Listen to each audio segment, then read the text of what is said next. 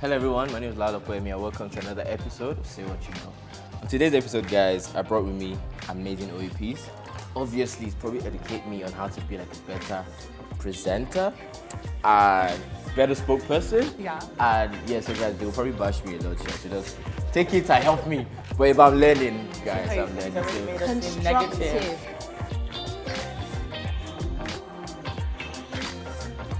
Hello everyone, so I'll let them introduce themselves. So on my left. Hi everyone, my name is Nicole Abebe. Do you want my whole bio? Nicole, my fans, let them know you. Okay, my name is... Oh my God, fans. Fans.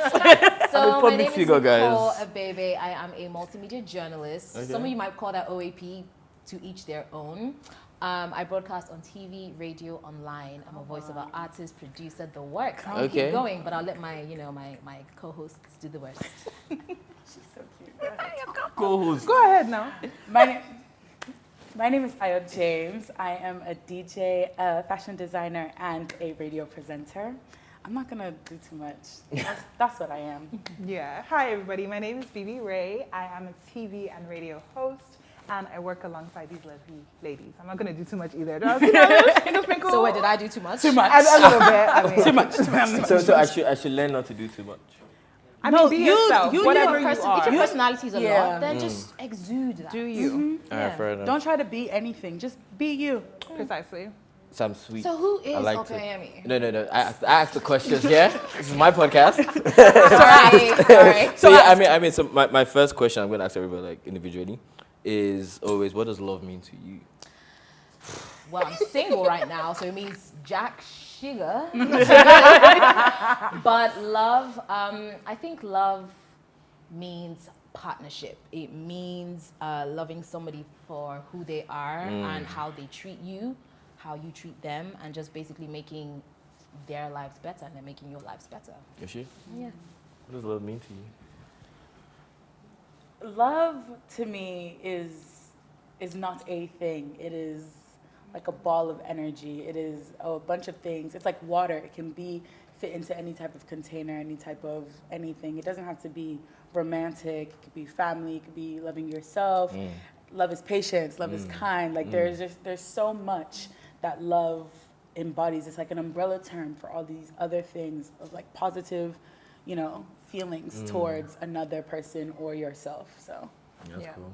Literally, I agree with everything that Ayo said. Love is all-encompassing. It is not just who you are and how you are with yourself and other people, but love is also just how you decide to see the world, how you decide to treat the people in the world, and also the environment. Love is more than just interhuman interaction. It's also how you treat the spaces around you, so on and so forth. Because by doing something as little as like recycling, you're loving the planet, which is loving the generations that are to come. Yeah. So love is literally all of that. It's understanding that there's more to life than just you. That's good. And I mean, I was gonna. Do you know what love means to me? What is it? what to does you? love No, mean pass. to you?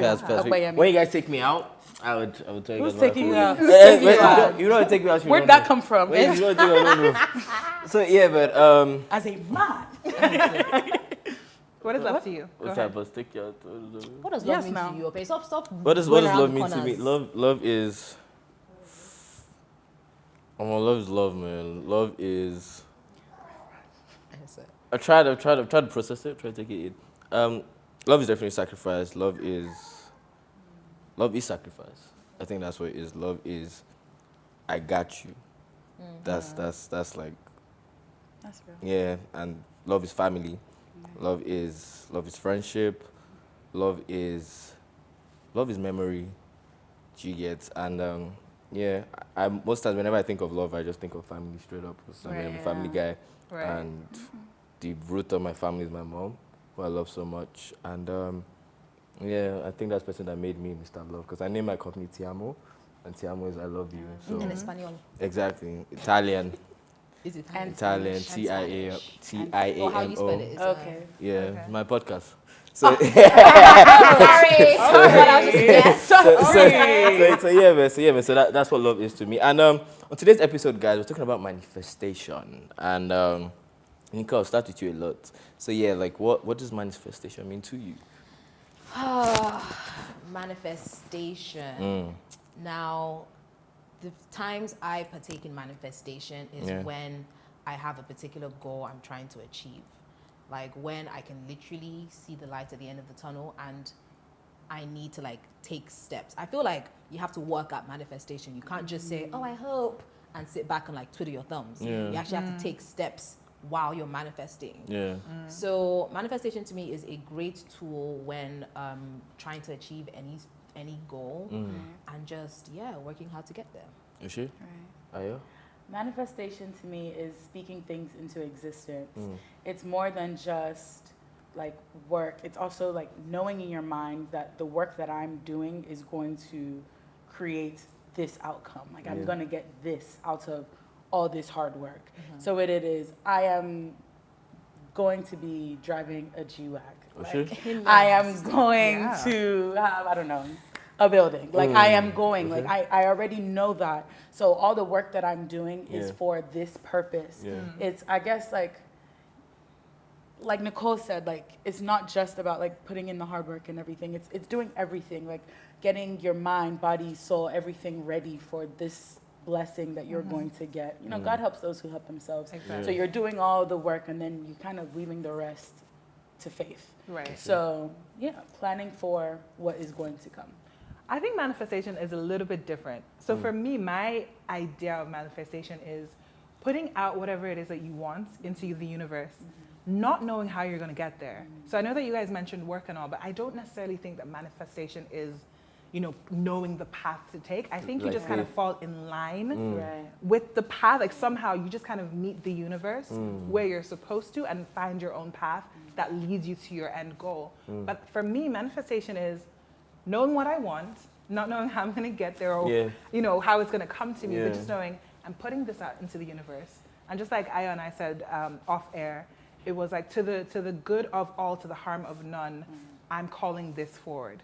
So whether it is a position in work, whether it is a material possession, that G-Wagon, that helicopter, that baby Benz, you know what I'm saying? I'm calling that into my life, not knowing how it's going to come, but believing that it's going to come. And just like Io said also, I think it's taking it a step further. Like manifestation is about seeing yourself in that reality. So you're seeing yourself so clearly that you're seeing it, you're smelling it, you are that person. You're stepping into the person that you want to be when you receive these things or when you get that promotion or whatever it is that you want. I think manifestation works. Like I think it works. It works for me. It's 100%. Like obviously speaking into existence is also something good. I'm a fan of writing things down. Yes, vision boards. Not even that. Like one of the things I manifested once was even getting on the midday show. Back when I was doing the Sunday show, I was still doing weekends. And when I got hired in my organization now, like there was no space. Sorry, Sorry. Those of us that still do weekends. Do we not manifest? What you do? I manifested and I got out of there. It worked for you, you know? Now, so like when I got hired in my organization, there was like, I had to practically like beg because they didn't need anybody. I'm like, y'all. It's a different, sorry, it's a different, you guys did it, right? Yeah. So I knew I didn't want to stay on weekend forever. It was like, I think it was like 2 months I was there and I just started like writing stuff down. I bought this red book and I just called it like Nicole's Journey. I still have it till today. And I just started writing things down I wanted. And one of the things was like, I don't know how, I don't know when, but I'm going to get on a primetime show. And like 2 months later, I got it. Sure. Like things happened, but I felt like I was working towards them because I was still showing up to work. I was proving to my employers that if you give me the opportunity, I can do it. I'm not just sitting back and thinking, oh, I can do it. And then like, if I get there, I'll fumble. Like I had to show them before it was given to me that once you give this to me, I got it. And then it happens. Swag. It happens. What's the last, what's something you manifested about? Honestly, getting on the radio. So first of all, living in Nigeria, I grew up in America, and I remember like talking to all of my other like Nigerian friends who also lived in America, like one day I'm gonna live in Nigeria. And they were just like, why? Like, what's the point? Like, why would you want to do that or whatever? And so I just, like, I used to do things, like, I'm not a big fan of writing things down, but I am, like, a person, like, I like to just pretend like I'm already there. So I remember, like, my senior year of high school, I used to wear Ankara to school every day. Every day. I was like, I'm not here with you people. Like, mentally, I'm gone already. So, like, obviously, I went to college in America. And then after that, it was still like, the time hadn't come. But I was like, I'm going. And then COVID happened. Yeah. And then I was like, what am I doing here? I bought a one-way ticket that December, and I haven't, like, looked back since. But then, like, even the job, even working on radio, like, I've always wanted to work on radio. And then randomly, like, no, nothing. Somebody, I think my sister sent me like an email, and she was like, they're hiring. Like, just send it. I had only ever done podcasts. Yeah. So I'd never had any like radio training. I'd never done radio before. And Beats FM is like, Beats FM. Like, that's a big boy. So I was just like, oh, I don't think I'm actually going to get this thing. But I just sent the email. They were like, oh, send us your work. All I had to send was my podcast episodes. I did. And then from there, it literally, and let me tell you guys the ginger, because they told me this. So I'm going to tell you guys this. I was not supposed to get that job. They had given the job to somebody else. But then he got a job working for Apple Music. So then there was I know you're talking about. So there was an opening, and then they called me back literally last minute. So if you remember, well, no, we started on the same day, but we started a week after the other two. We were supposed to all start together, but exactly. because, And so like after that, I literally started late. They were like, oh yeah, come now, we need you, we miss you, all that other stuff. So that's how I got my position. So it really was like, this is gonna happen for me. This is gonna work for me. It's mine. So there's no need to even fight or argue or anything. It's mine. And it was. And now I'm here. Period. My own story is a little bit like Ayo's, and well, a little bit different too. I'm trying to be like I'm not. I grew up in Ireland. I lived in Ireland my whole life. I graduated uni, moved to New York when I graduated uni. Started working in New York. I worked for this tech startup. It was really nice, you know. Okay. I also worked for Viacom over there. So ever since I was about 12 years old, I've watched my first episode of a show called 106 and Park, where Roxy Diaz and Terrence J, they were the hosts. And that's literally when I just sat down in front of my TV one day on the carpet like, oh my gosh, I like what they're doing. Yeah. Wait, I like how they're talking. Whoa, they're like controlling a crowd. They're keeping poise and whatnot. They're speaking. And I said, I like this. And that's when I realized that, okay, I want to do something like this. And so I didn't know how I was going to get there, but I knew that I kind of had to align myself with it. Yeah. So in uni, I studied communication. Shout out to DCU, people from Ireland in the house. So I studied that, graduated, or even worked for Viacom when I lived in New York. New York wasn't exactly what I needed it to be, and I knew that Ireland, where I was from, wasn't what I wanted. So where better to come back than to home, right? Yeah. Let me see if I can make a life for myself here in Nigeria, which is what I did. When I moved here, I'm not going to lie to you guys, I went through quite the journey. I worked for 2 years for a company. Johnny just come for real. They showed me pepe. I worked for an employer that owed everybody salary. I'm not going to name them, but if you know, you know. I'll name them. Don't know. Please don't name them. But if you know, you know. I'm talking like over 6 months. That's just... Yeah. So at the time that I left, I didn't have a job lined up. I just knew that, okay, I'm going to take the leap of faith. I don't know what's going to happen. But I did do a vision board at the start of that year. And on the vision board, I said I wanted to work for MTV Base and I wanted to work for Beat FM. I was very specific. Left the job that was owing me in September. Didn't have another job lined up. I think it was by December, MTV Base called.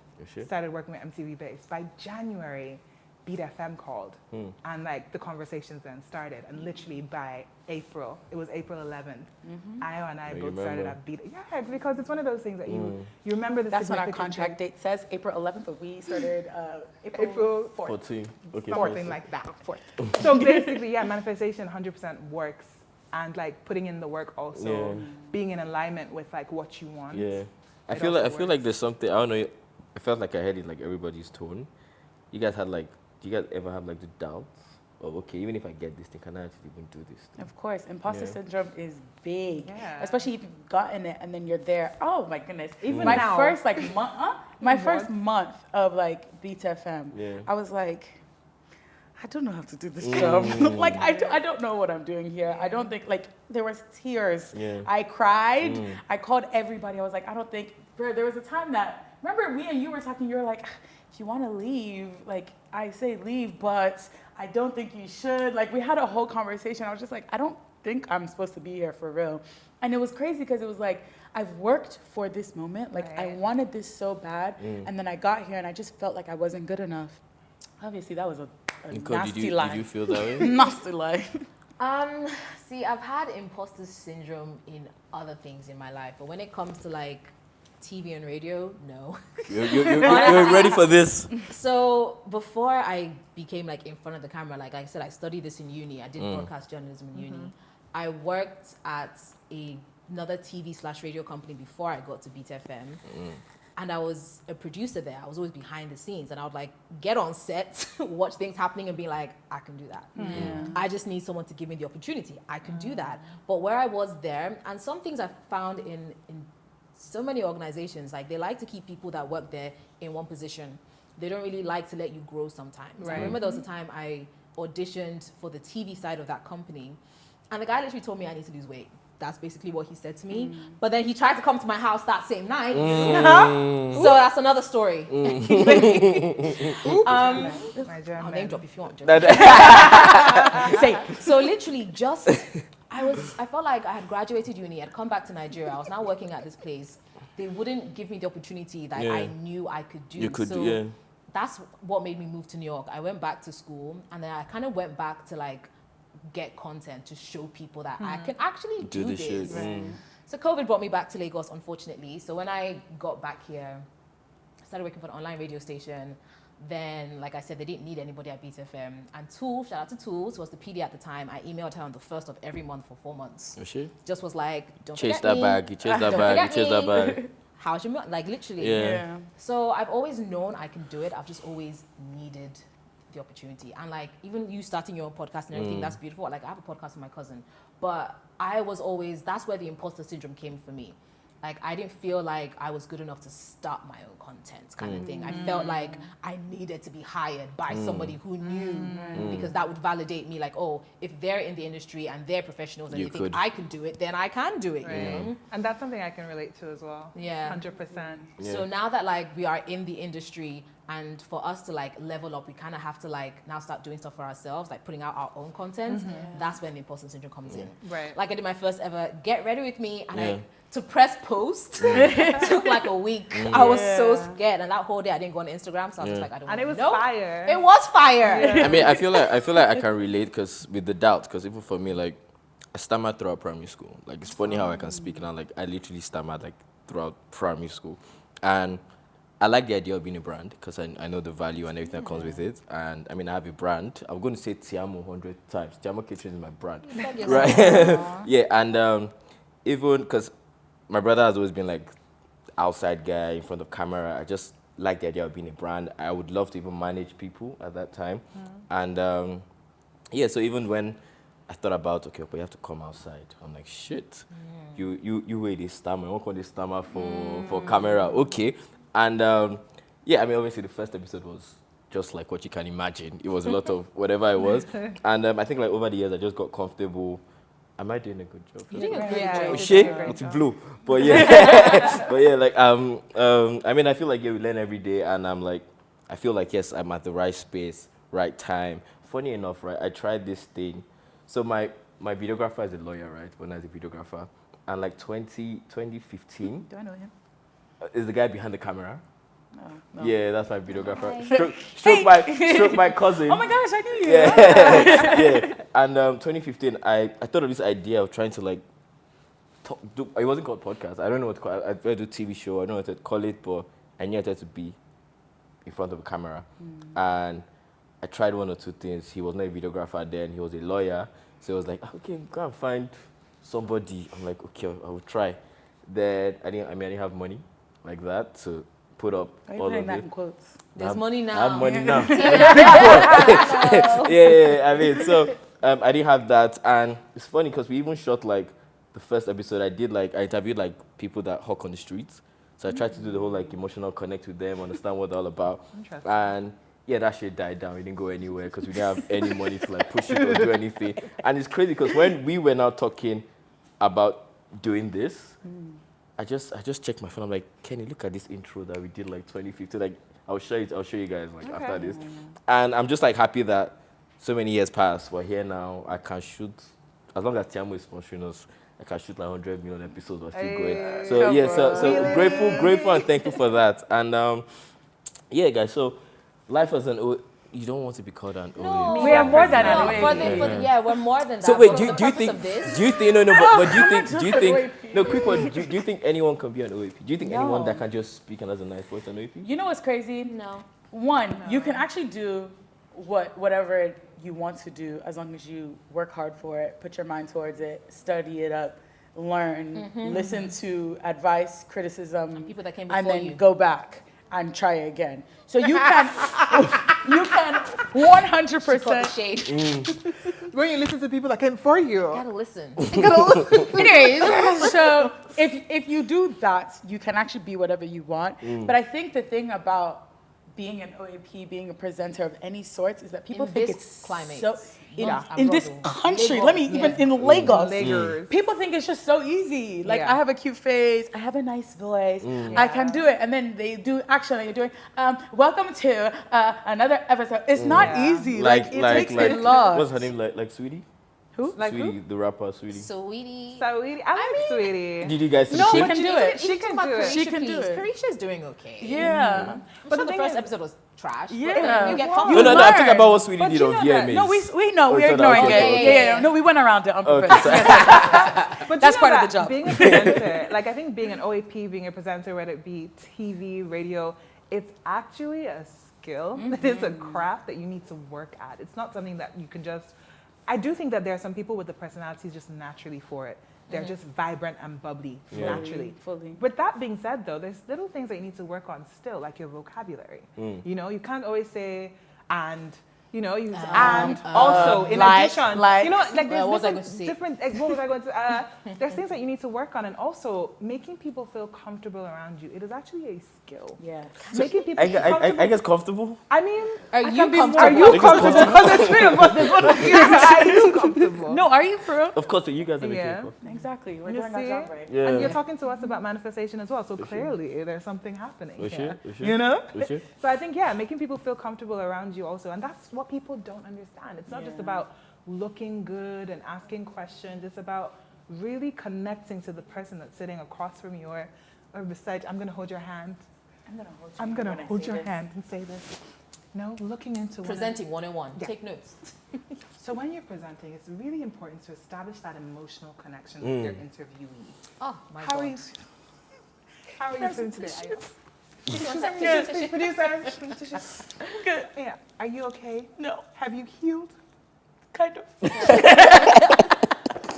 But you need to find that. You know, there needs to be humor. Yeah. There needs to be that engaging factor. Relatable. Yeah. It needs to be relatable, and also you need to ask what you need to ask. Because at the end of the day, you're both there for a reason, right? Yeah. And you know whether you're friends or not. Because I think, guys, how have you found that interviewing people that you know? I think it's harder. I You want to think? know about that. Yeah, I because think it's harder because I just be wanting to like. you know. like, No, Oh, no, that's exactly. not- You have to like unknow. Exactly. Yes. Yeah, maybe, Well, maybe. I ask leading questions because I know. Yeah, I no, see how you're gonna get fair. out of it. You No, know? but like I feel like when you're sitting and you're like, okay, Nicole, so I just want to laugh. Like I just want to. Stop looking at me so seriously. Like I think the part of me trying to be a professional and like with people I know is like annoying because I'm like, ew, you get to see my real face. Like I think my the, work. the face. part of our profession that I like is that we can have fun while we're working. Yeah. So Right. if you do laugh, it's part of the job. Maybe Right. I said something Unless funny. it's a serious episode. Even if it's serious, Yeah. life is serious. We still find time to joke, don't we? Yeah, Like, Exactly. yeah. every day, Fair. straight face. As and it stuff, is, but- as it should be. I find that it's a little bit tricky sometimes when you know somebody and you need to ask maybe like some interesting questions. So like, okay, best example, Big Brother interviews and whatnot. They come to the show after they get evicted, and I might know some of them and have personal relationships, but then they act a fool in the house. So you want to ask them, but they're your friend. So how do you find that? And I think that also leads us back to presenting. It's finding that line and how to walk that line between Yeah. professionalism while still maintaining your own personal relationship. So I was gonna ask like, sorry, random, because you guys spoke about like your journey to like being where you are right now, and I know celebration is a thing that we all pray for, like we all pray to celebrate, right? But I feel like a lot of times the goal, I'm not gonna say it's far, but it's not that close now, Yeah. and a lot of things happen in between that Yeah. time, and that's the question, like how do you how do you celebrate yourself still, even when you've not got into like your final goal?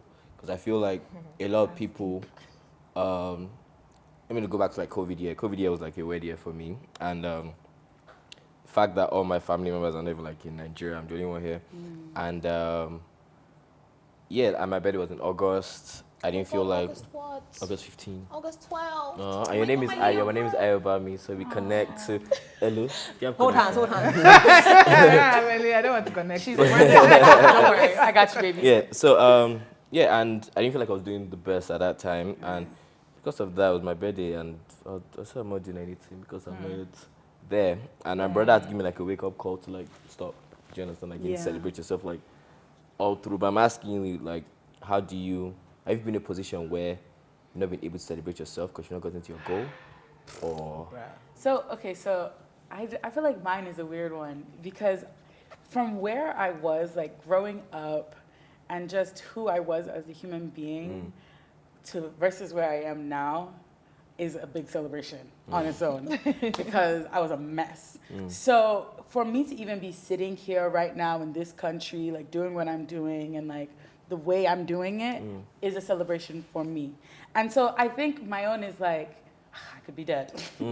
I could be in prison. I could be this. I could be that, but I'm not. So like literally every day that I'm at least working towards my goal is a celebration. But then also on the flip side, I feel like I have such big goals and even if I take one step, it doesn't feel like enough steps towards my goal. So I've had to like learn to just celebrate the small things. Like, I got an email back. Oh yeah, we're out tonight. Like, I got this. Okay, guys, shopping. Like, you have to force yourself. Like, whether you like it or not. And I feel like my birthday is one of those situations where I'm like, nah, it's the one day that's about me. Like, if I'm not gonna do it, who is? Like, who? And if I don't celebrate myself, if I don't shout my name from the rooftop, nobody else is gonna do that. And I feel like I learned this because I'm a middle child. So I have a lot of like middle children tendencies or whatever. So I've always really felt like I am always going to be the most important person to me and only me. Like other people are gonna have, like people are gonna love me, people are gonna come in my life and love me, people are gonna come in my life and hate me. Either way, I'm never gonna be the most important person to them, like ever. So I have to, if I don't do it, like think of yourself as like a child. Like you have to like celebrate your child's birthday. You have to take your child to school. You have to feed them. You have to do these things because if you don't do it, who will? Like, that's your responsibility. So I feel like from young, I've been like, nah. If I don't do it, if I'm not like, go, Ayo, go, Ayo, go, Ayo, nobody's going to be doing that for me. I like that you got that That's at so a young deep. age.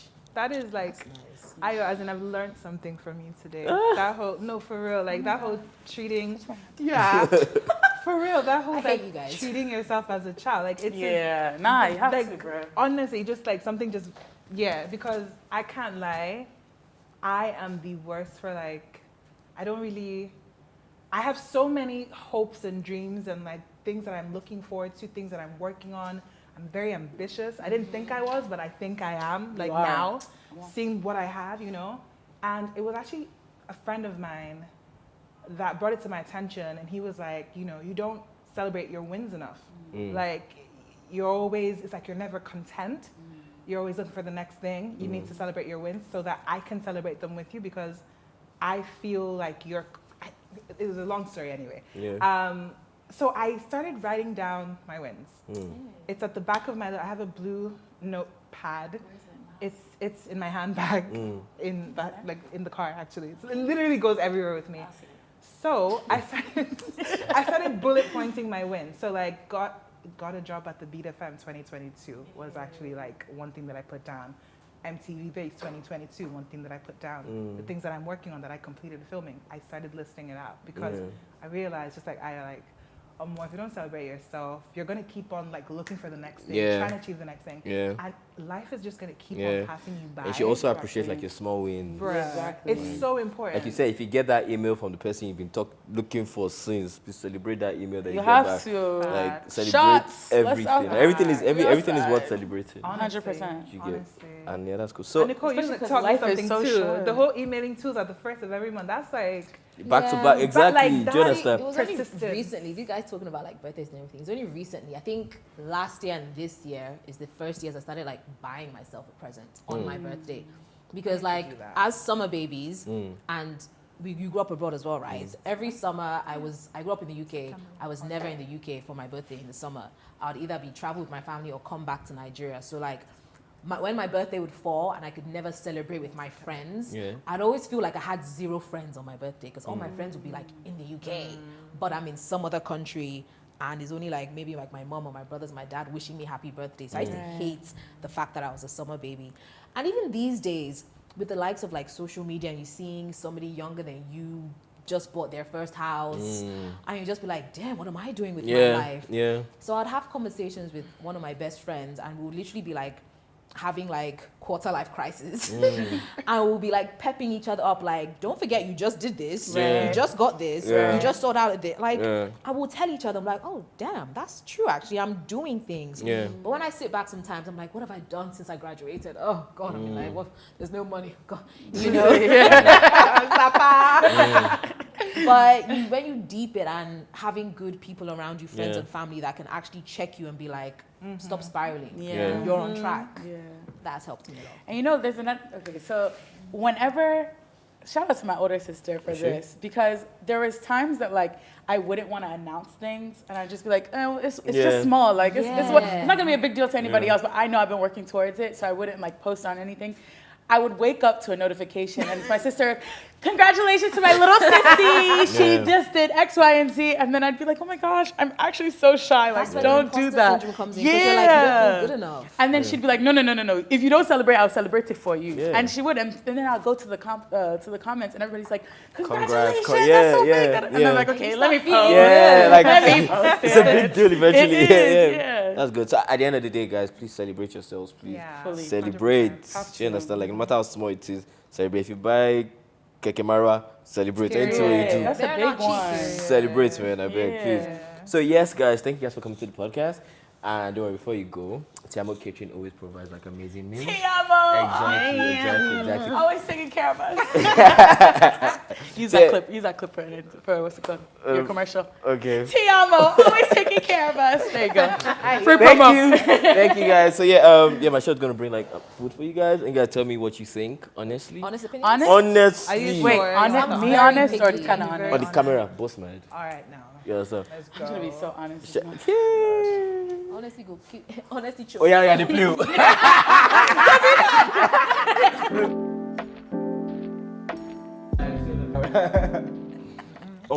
Wow! Oh my God! Which one you guys are eating? It's yeah. nice. Wow! It's the best food. Guy, I didn't know you were an actor too. Enjoy that Can I have some? Yeah, but yeah. No, but real talk is really nice. Thank you very much. Thank you Well very done. much. So Thank you very cooked much. all this? Yes, we did. Okay, We did. My chef team. chefing up. So yes, please, Tiamo Catering is a catering service. We serve offices. So if your office needs like a meal plan for all the staffs, please reach out to us, man. We got you guys. Good options Serve and me lots of food on the options. podcast. You guys are doing well. Thank Say you. what you know. Oshe. You get fed. So yeah, thank you very much, guys, for another episode, and thank you guys for watching. Please subscribe, like. God bless you. More episodes coming. Thank you very much, guys, for coming. I appreciate you people so much for teaching me a lot. Thank you very much. What See did we guys. teach you? Tell them. Yeah, What did we What teach did you you? learn? Say what you know. You guys tell me how to